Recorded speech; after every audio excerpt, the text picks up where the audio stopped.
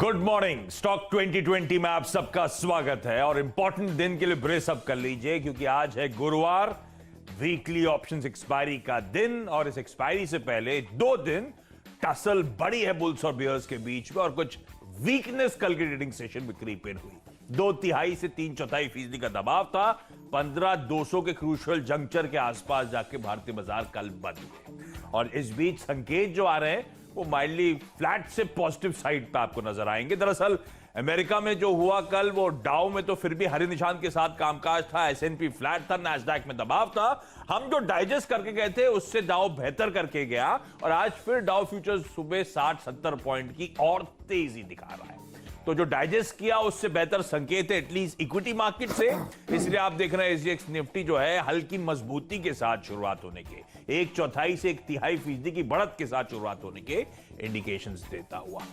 तो ये आज की पिच रिपोर्ट, लेकिन पिच की बारीकियां गड्ढे वड्ढे तो नहीं है, बॉल स्विंग तो नहीं होगी। अपने को तो बैटिंग ही करनी है। नहीं, बॉल स्विंग होगी तो बैटिंग के हिसाब से ध्यान रखना पड़ेगा। देखो अगर आप स्पिन खेल रहे हैं तो एकदम शांत मन से पहले देख लीजिए, टप्पा खाने के बाद बनाने का। हाँ, स्पिन को आगे बढ़ के खेलोगे 100% आप 10 में से 5 बार आउट होगे। फास्ट बॉलिंग में तो आप कर सकते हो ये, लेकिन स्पिन टप्पा खाने के बाद कैसे होती है ये समझना पड़ेगा। इस केस में फास्ट बॉलिंग हो गई, बढ़िया लिक्विडिटी। हाँ, बढ़िया तब तो कहीं भी डाला तो चौका जाएगा। चौका जा रहा है। अभी क्या थोड़ा स्पिन हो रही है बॉल, लिक्विडिटी थोड़ी गड़बड़ा रही है। तो हाँ, इसलिए देख के बिल्कुल सावधान खड़ा रहो, देख लो कैसे स्पिन हो रही, फिर मारने का। ये 2020 में देखने का समय रहता नहीं है ज्यादा, ओवर लिमिटेड है बहुत। तो भाई इसीलिए आप मेरी टीम में भी आज देखेंगे नाम को चरितार्थ करते हुए मैंने वही टीम बनाई है कि अगर लगा तो सिक्सर, नहीं तो आउट भी हो सकते हैं। तो लेकिन मैं भाई आउट होने का एक तरीका ये कि उस बॉल को छोड़ दीजिए, मत खेलिए ना, निकल जाएगा। हर बॉल खेलने की जरूरत नहीं है। हर बॉल क्यों खेलने का। तो मेरी टीम वैसे ही 100% बाई वाली है और दुनिया भर के संकेत थोड़ा कॉशियस वाले हैं, ध्यान रख के ट्रेड करें। स्क्रीन देखते रहें तो कोई दिक्कत नहीं होगी, जैसा मैं हमेशा कहता हूँ। तो मैंने तो भाई 10 के 10 बाई लिए। अरे 10 के 10 बल्लेबाज मेरे पास भी हैं। तो 10 के 10 बाएं हैं और ध्यान रखिएगा मैं मान के चल रहा हूं ये 2 दिनों के हम जो कंसोलिडेशन के बाद आज एक्सपायरी के दिन हो सकता है कवरिंग का सेकंड हाफ में बढ़िया मूव मिले, तो उसके लिए पोजीशन करने की तैयारी है। तो कई सारे वायदा बाजार के स्टॉक्स भी होंगे मेरे पास टीम में। आज शुरुआत कर रहा हूं पहले स्टॉक के साथ, वो है पेज इंडस्ट्रीज का काउंटर। पेज इंडस्ट्रीज में अच्छी खासी वीकनेस क्रीप इन हुई। मेरे ख्याल से एक ब्रोकरेज रिपोर्ट भी थी जो बहुत तगड़े डाउनसाइड के टारगेट्स खोले थे, उसके बाद से और वीकनेस बढ़ी थी स्टॉक पे। पर पेज इंडस्ट्रीज मुझे नहीं, मेरे ख्याल से इन्फोएज पहला स्टॉक है। डायरेक्टर साहब कौन सा स्टॉक है? अरे दूसरा ही बता दो ना, पेज अगर दूसरा। नहीं, पहले इन्फोएज से शुरू करेंगे। चलो ओपनर इन्फोएज बताते रहा करो स्टॉक कौन से हैं। इन्फोएज स्क्रीन पर दिखाइएगा। अब इन्फोएज के लिए, इन्फोएज भी ये स्टॉक्स वो हैं जो रीसेंट हाई से करेक्ट हुए। इन्फोएज भी अच्छा खासा करेक्ट हो चुका है और इन्फोएज के लिए अब इस समय Naukri.com, 99acres.com, जीवन साथी इसकी कोई बात नहीं करता। इस समय बात होती है इन्फोएज की इसकी इन्वेस्टी कंपनीज को लेकर। जोमैटो हुआ, पॉलिसी बाजार हुआ और अब वो समय आ रहा है इस FY22 में जब जिसमें हम अब प्रवेश कर रहे हैं, ये अनलॉकिंग वैल्यू की तैयारी हो रही है। तो इसीलिए इन्फोएज इंटरेस्टिंगली पॉइज्ड है, जिसके लिए आपने इतने दिनों से राइड करा था। मुझे लगता है इस वीकनेस में स्टॉक में फिर से पोजीशन शायद वापस बनती हुई नजर आए और आज मैं जब कह रहा हूं कि शायद आज अच्छा उछाल सेकंड हाफ में लौटे, तो इन्फोएज पहला काउंटर जिसको अडॉप्ट रखिएगा। खरीदारी करने का मन, लेवल स्क्रीन पर आएंगे। इन्फोएज के बाद एक कैश मार्केट का स्टॉक, और मेरे ख्याल से आमतौर पर 2020 में इसकी चर्चा नहीं होती, TCNS क्लोथिंग। अब इसको क्यों लेकर आ रहा हूं, क्योंकि कल एक बड़ा तगड़ा लार्ज ट्रेड हुआ। उस लार्ज ट्रेड में फिडेलिटी अपनी दिक्कतों के चलते कई सारे स्टॉक से एग्जिट कर रहा है।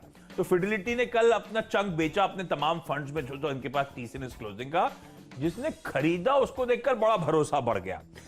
कल नालंदा इंडिया इक्विटी ने वो सारा एब्जॉर्ब करा और 43 लाख शेयर्स है दरअसल वो जो नालंदा इंडिया ने खरीद लिए। और नालंदा इंडिया जाना जाता है लंबे टेन्योर के लिए मल्टी बैगर्स चुन के चुपचाप बैठे। पेज में भी लिया था ना उन्होंने, या लांजरी वाली दूसरी कंपनी लवेबल में। नहीं, ये जरूर ये पेज ही जो में लिया नालंदा होगा, मुझे कैपिटल idea जो है ना, बड़ा वैल्यू इन्वेस्टर है, बहुत नहीं गजब का है, अच्छे और शेयर्स पेशेंटली बैठता है। मैंने इसकी चर्निंग मेरे ख्याल से 8 से 10 साल के बीच में होती है और बहुत तगड़े मल्टी बैगर रिटर्न्स कमा के जाता है। खैर वो पता नहीं होगा नहीं होगा टीसीएस के साथ, हर के अपने फ्लॉज भी होते हैं, गलत कॉल्स भी होते हैं, लेकिन नालंदा ने एंट्री करी है, मार्की इन्वेस्टर चेक इन करता हुआ, और टीसीएस क्लोजिंग वो स्टॉक है जो साल के ही 600 650 के हाई से करेक्ट हुआ है, तो अच्छी जगह भी है। मुझे लगता है स्टॉक को रिडाप रखिएगा, इसमें खरीदारी करने का मन, लेवल सबके नोट डाउन करिएगा और हमेशा स्टॉप लॉस पहले नोट डाउन करा करिए टारगेट से पहले। अगला स्टॉक है रेमंड का।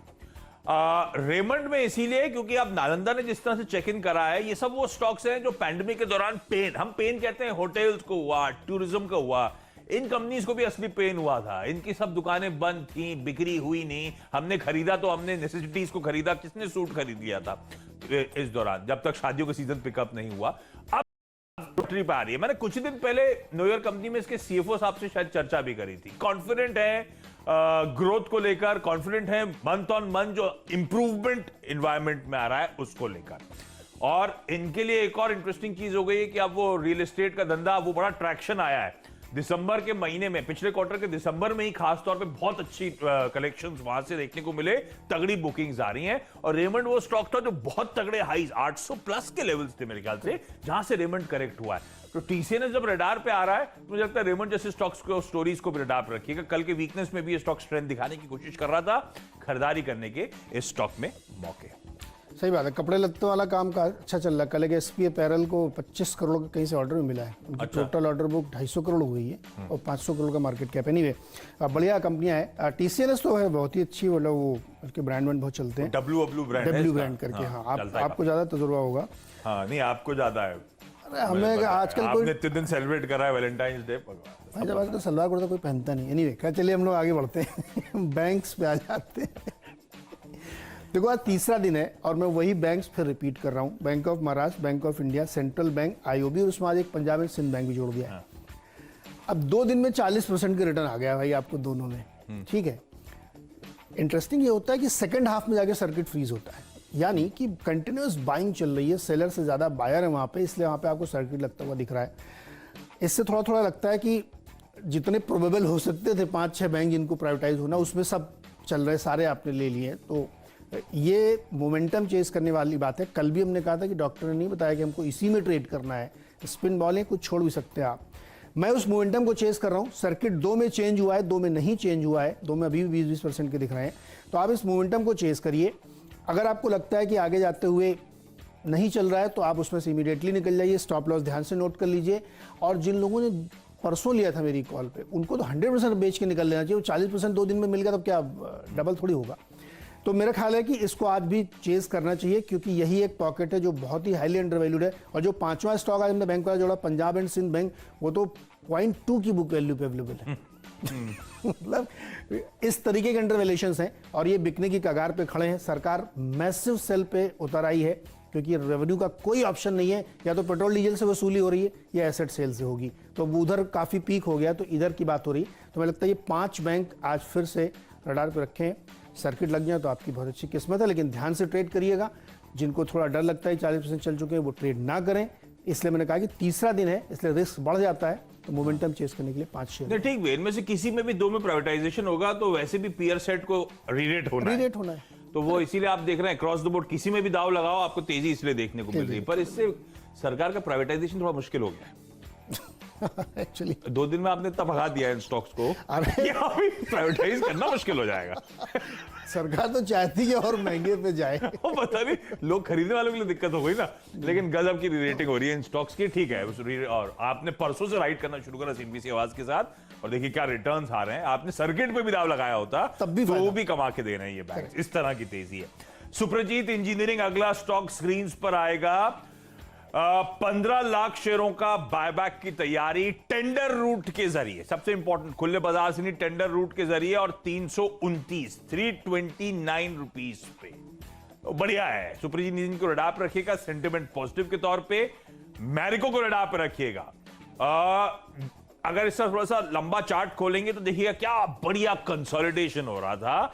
और कल हालांकि खबर तो सिर्फ ये है कि डिविडेंड के लिए बोर्ड मीट होनी है, उसके बाद ये स्टॉक तूल पकड़ना शुरू करा और लग रहा है उस कंसोलिडेशन बैंड के बियॉन्ड जाने की तैयारी हो रही है।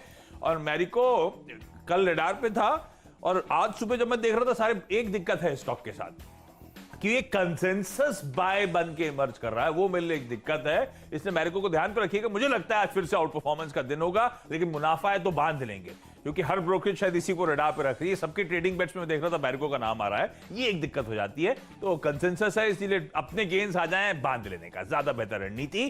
क्विकली यहां पे अब हम दोनों की टीम्स के मिस्टर डिपेंडेबल की बारी। तो जो डिपेंडेबल है मेरा वो अब आप देखो बैंक 5 हो गए ना, 5 गैस वाले हैं, तो छठवां स्टॉक जो डिपेंडेबल है वो गेल। तो बैंक की अगर गैस निकली आज तो ये स्टॉक से इन्फ्लेट हो जाएंगे, मतलब इधर से निकली इधर, एनर्जी का डिके होता नहीं है, इधर से उधर होती है। तो बैंक से अगर गैस निकल गई तो गैस कंपनी में आ जाना। गेल का जो बाईबैक चल रहा है, मैंने उसके लिए नहीं लिया है। बाईबैक का प्राइस 150 है और ऑलरेडी स्टॉक 134 पे है, वो इसका ट्रिगर नहीं है।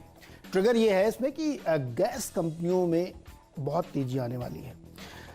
स्ट्रक्चरल चेंज हुआ है, पूरी दुनिया में रिन्यूएबल का चल रहा है। अभी थोड़ी देर पहले मैंने एक ट्वीट किया कि कैलिफोर्निया स्टेट कंप्लीटली गैस को भी बैन करने वाला है। 2035 में गैस की गाड़ियाँ भी नहीं बिकेंगी, सिर्फ सोलर की गाड़ियाँ बिकेंगी या बैटरी इलेक्ट्रिक वाली। तो गैस की जो डिमांड है ना, वो पूरी वर्ल्ड वाइड बहुत तेज बढ़ने वाली है, और भारत में खास तौर पे, क्योंकि यहाँ पे हमारा जो एनर्जी बास्केट है उसमें केवल 6% हम गैस इस्तेमाल करते हैं, 58% अभी भी कोल है। सो पूरी तरीके से 12% तक ले जाने के लिए बहुत मेहनत करनी पड़ेगी। 2030 का टारगेट है और गैस का कंजम्पशन लगातार बढ़ रहा है। देखिए, सरकारें चाहती कि आप CNG वाली गाड़ियाँ ज़्यादा चलाएं, इन सबको जो प्रोत्साहन किया जा रहा है उसका फ़ायदा मिलेगा। और गेल में तो एक खबर भी है कि वो ट्रेडिंग और गैस का बिजनेस अलग अलग होगा, पाइपलाइन का, तो उसमें से एक बिजनेस मेरी संभावना है कि ONGC के पास जाएगा। लेकिन ये सारे फैक्टर्स धीरे धीरे प्ले आउट होंगे। आज हमें लगता है इसमें लेके चलना चाहिए, क्योंकि अब गैस की कीमतों को और कम करने के सरकार प्रयास कर रही है। डिटेल में अगले सेगमेंट में समझाऊंगा, क्योंकि PM चाहते हैं कि गैस अब GST के तहत आ जाए। नहीं, इस प्ले है, क्योंकि कच्चा तेल, oil and gas as a space शायद आउट परफॉर्म करती हुई नजर आए। तो डिपेंडेबल तौर पे इंटरेस्टिंगली पेट्रोनेट LNG है, और पेट्रोनेट LNG इसीलिए है क्योंकि एक इस गैस स्पेस का एक रैंक अंडर परफॉर्मर है। आपने अगर नोटिस करा हो, इसके पीयर सेट, इसका इमीडिएट पीयर तो ऐसा कोई है नहीं, लेकिन जो पीयर सेट्स है सब में मैसिव आउट परफॉर्मेंस है। Year till date underperformer, और कंपनी गजब की है। LNG इंपोर्ट करने के लिए इस कंपनी को खड़ा करा गया था। रीगैसिफिकेशन प्लांट से इस कंपनी के मेरे ख्याल से एक दहेज में और एक साउथ इंडिया में कोच्चि में था। और कोच्चि टर्मिनल से धीरे धीरे जो ट्रैक्शन बढ़ रहा है, और सबसे इंटरेस्टिंग है ट्रैक्शन क्यों बढ़ रहा है। आपको याद होगा कोच्चि मंगलुरु पाइपलाइन जो PM ने इनॉग्रेट करी थी, वो सब इसीलिए थी, वो इनका 5 MMTPA की कैपेसिटी वाला कोच्चि टर्मिनल है, 17.5 का दहेज था। अब वो कोच्चि में धीरे धीरे जैसे यूटिलाइजेशन बढ़ रहा है, इसके फाइनेंशियल्स में इंप्रूवमेंट आपको तगड़ा आता हुआ दिखेगा, और वो होना शुरू हो चुका है गैस की सप्लाई आसपास के रीजन्स में। मुझे लगता है पेट्रोल LNG को रैप रखिएगा, अंडर परफॉर्मर, इवेंचुअली ये कैचअप करना चाहिए। बेहतरीन कंपनी है। 247 तक के कंजर्वेटिव टारगेट्स कह रही है, स्लो मूवर वैसे ही है, तो कंजर्वेटिव टारगेट नहीं कहूंगा, एक्चुअल टारगेट्स ही होंगे ये 245 247 के आसपास के। क्विकली छोटा सा ब्रेक के उस पर हम दोनों की टीम्स के फ्री हिट और आगे के स्टॉक्स पे होगी चर्चा।